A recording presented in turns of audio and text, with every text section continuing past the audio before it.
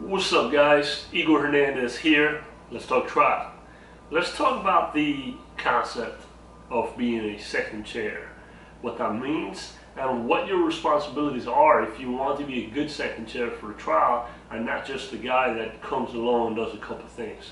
So first of all, what is a second chair? Well, second chair is the lawyer that gets brought into the case to try the case, who's not the primary decision maker in the case, who's not the lawyer who's going to decide, whether we go left or we go right, whether we use that piece of evidence or don't use that piece of evidence, what witnesses are going to be called, and things like that. You're just a guy or the gal coming in and doing some part of the work to help out the lead counsel on the case.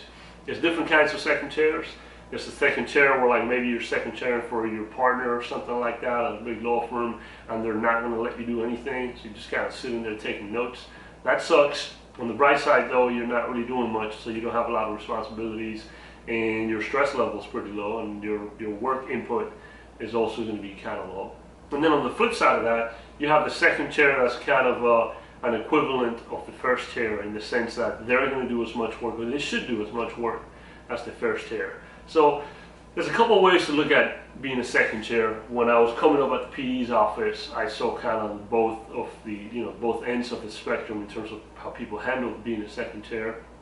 Some people thought, well, if I'm a second chair, then all I need to do is read the transcripts for the witnesses that I'm going to be cross-examining and basically learn whatever else I need to do for my part of the case. So those people will go into a case as second chair and will say, oh, who am I crossing? Oh, these two witnesses are, I'm going to read those two depositions, and that'll be it. They won't read the rest of the depositions. They won't look at the physical evidence. They won't take, look at the photographs or any of the other evidence that's available unless it somehow ties into the cross-examination of their witnesses. I don't particularly like that. I've never really done it like that. I think as a second chair, you have a responsibility to bring additional value to the table, other than just, I'm going to do these 2 parts, these 3 parts that I'm assigned. And what I mean by it is, as a second chair, you should review all the evidence, because you're another set of eyes and another brain that can basically get together with the first chair and decide what it is that you're going to do. Is this a good way to go about it? What are the challenges that can be presented by the evidence? What is the other side potentially going to do? You cannot have serious conversations about that if you don't know the entirety of the evidence in the case. You can't have a real conversation about defense theories. You can't have a real conversation about the pitfalls of your case unless you know the entire case. So if you're just one of those guys who goes in, reads 2 transcripts and says, cool, I'll see you, in trial, you're not really bringing a lot of value to the table.